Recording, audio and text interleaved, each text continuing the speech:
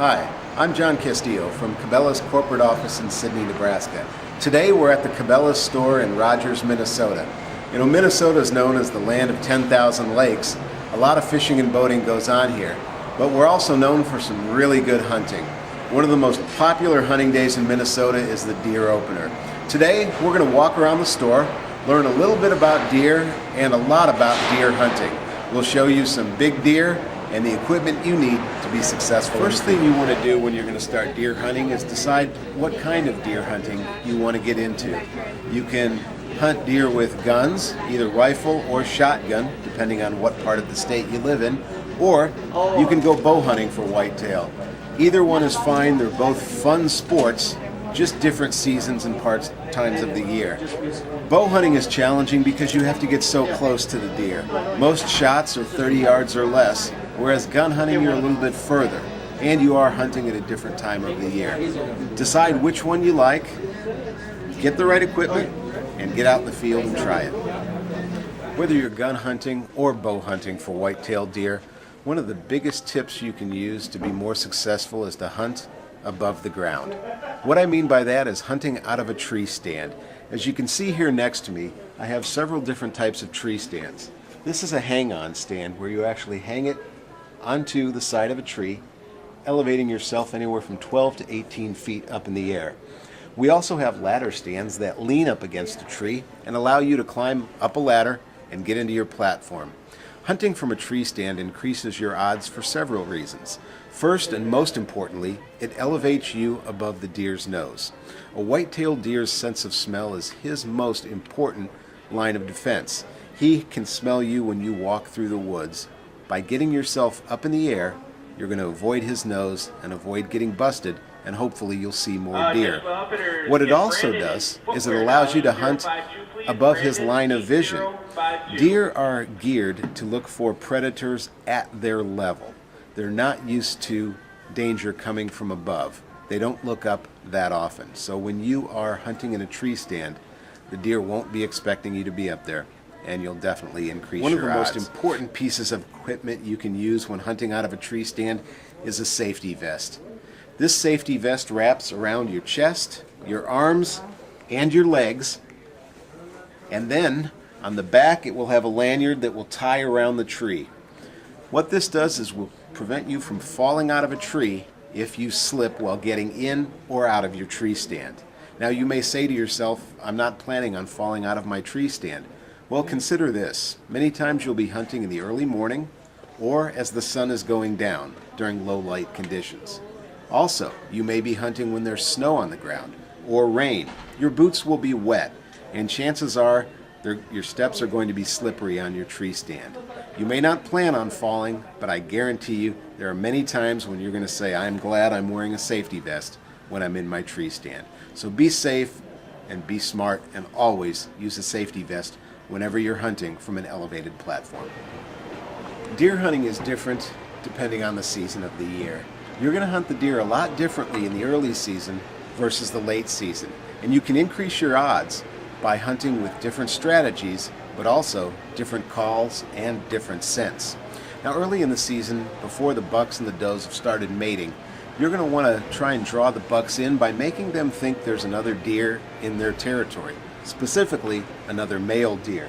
And that's when you can use a scent such as this one from Wildlife Research called Active Scrape. This simulates the smell of another buck in your deer's territory. It's going to keep him hanging around because he wants to find out who that deer is. You can also, during the rut, when the deer are breeding, use doe in estrus. This is actual deer urine from a female deer during her reproductive time. A little bit of that sprinkled on the ground or on a scent wick in a tree is going to draw those big bucks in because they're going to think that there's a doe there who's ready to be bred. It's a great way in later season during the rut to bring those big bucks into your stand. Now I mentioned earlier about the deer's sense of smell. You want to make sure you cover your scent, and so sometimes something as simple as urine from an animal you're not hunting, such as this red fox urine.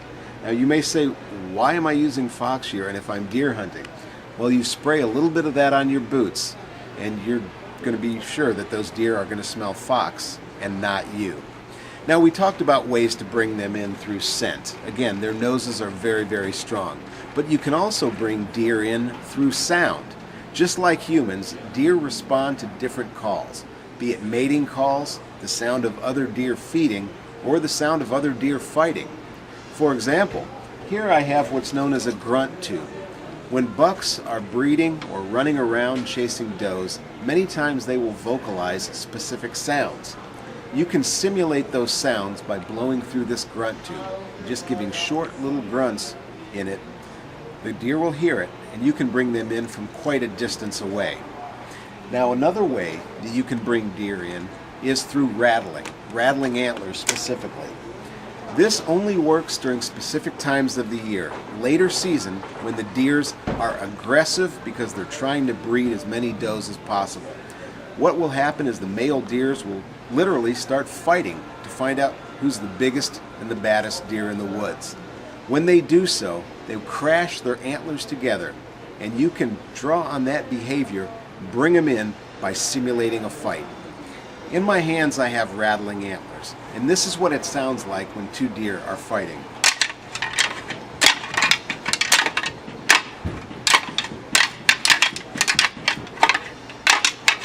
As you can hear, they bang together and then they start rubbing their antlers back and forth. Doing that at specific times during the rut, when they're breeding, can bring those big deer running. The clothing you wear when you're deer hunting varies by season and type of hunting. Let's talk about clothing for gun hunting first of all. During gun season, one of the regulations that is an absolute must is that the hunter wear blaze orange. You are required to wear a blaze orange hat, and at least 50% of your upper body must be in blaze orange during the gun season. Now, this is for safety reasons. When you're out in the woods, and there's a lot of hunters out there, you want to make sure that they see you when they're shooting at a deer. There's many different styles of blaze orange hats you can go with.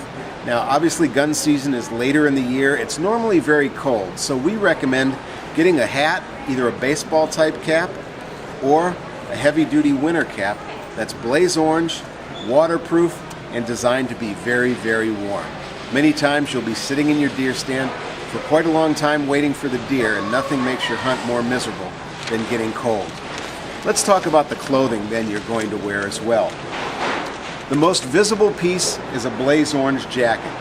This jacket here is waterproof, windproof, insulated to keep you warm during those cold months, and of course, as you can see, it is entirely blaze orange. No chance of you being mistaken for a deer when you're wearing this jacket while you're out hunting. Now, the nice part about this jacket is, again, very warm, very weatherproof, and very visible. But many hunters like to economize and buy a jacket that they can not only use for gun hunting, but also bow hunting or other types of hunting. If you decide to hunt with a jacket that's made of camouflage, you can simply make it legal for deer season by putting a blaze orange vest on. This vest over a camouflage jacket will ensure that you are legal and safe, yet when you take off the vest, you've got a full camouflage jacket that you could use for bow hunting. Again, this jacket is designed to be warm and insulated. However, if we are having a strange early season opener and it tends to be warm, you can go with something not quite as insulated on your upper body or on your bibs. Either way, choose the right equipment for your time in the woods to ensure that you're comfortable during the hunt. So we've seen what you need to gun hunt, but now let's talk a little bit about the clothing you need when you're bow hunting. As I mentioned earlier, bow hunting gets you a lot closer to the deer, many times 30 yards or less. Because of that, you need to make sure when you're bow hunting that you are as camouflaged as possible. One of the most important items you can use when bow hunting is a full face mask covering your entire face. Deer are trained to pick out something in the woods that doesn't look quite right, and I guarantee you a human face doesn't look right for a deer. Anything you can do to disguise your silhouette is going to pay off big time when you're bow hunting. So always start with a face mask. Always make sure you have camouflage gloves. Even in early season bow hunting, if it's warm out, you can buy very thin camouflage gloves to hide the shine of your hands in the woods. So let's talk about the clothing you need for regular bow hunting as well. First things first, you want to make sure that it's camouflage. Not only your jacket, but also your pants. This jacket here I have is for late season bow hunting. It's designed with an insulated inner lining as well as a waterproof and warm outer lining. You'll notice that the clothing for bow hunting is a little bit different than what we saw for gun hunting. The biggest difference is the fabric on the outer shell. As you can see, this is a very soft fleece, and that fleece is also very quiet. When it rubs together, you hear very, very little noise. Again, you're close to the deer, so you're trying to defeat his nose, his eyes, and his ears. So you want your clothing to be as quiet as possible. The gun clothing, it can be made of any material. You're 100 yards away when you're taking the shot. Doesn't matter how quiet it is. So that's a great jacket for bow hunting. Now take a look at some of these clothes behind me, such as these pants, or these shirts and jackets and coveralls. These again are also soft, quiet, lightweight, and these have another advantage. This green lining is impregnated with activated carbon or charcoal.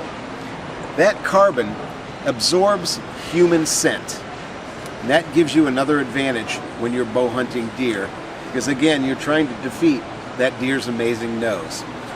By wearing a carbon impregnated suit, that human odor is absorbed by the clothing, and the deer will have less chance of smelling you if you're wearing one of these suits. So again, when bow hunting, make sure you're trying to defeat his eyes by wearing face masks and gloves, defeating his nose by wearing carbon, charcoal impregnated clothing, and by defeating his ears by wearing soft, quiet clothing that won't make noise when you draw back your bow at 10, 20, or 30 yards. Deer hunting takes place in all types of seasons and all kinds of weather. Early season deer hunting, it can be 75 or 80 degrees in early bow hunting season, and it can be well below zero during the gun season. So again, you want to make sure you have the right equipment and the right clothing.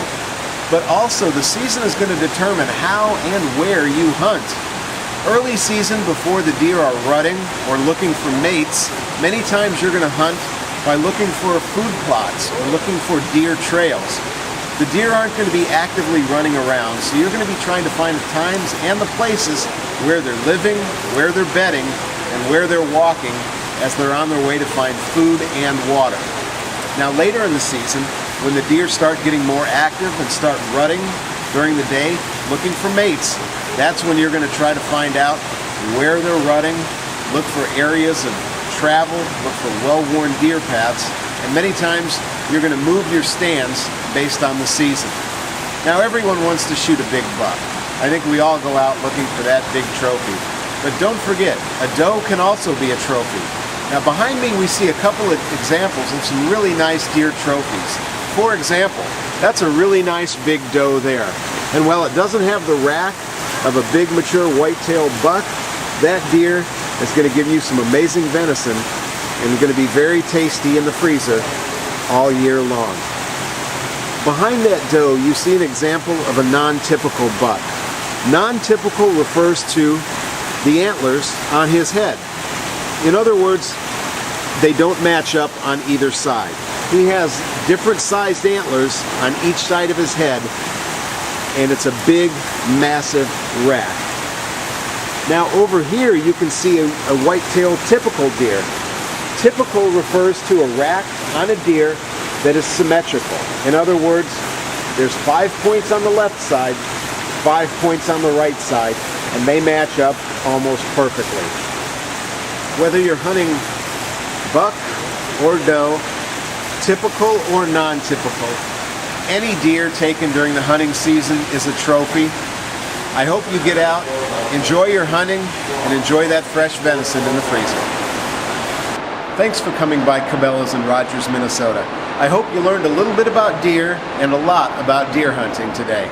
Thanks for stopping in. We'll see you in the field.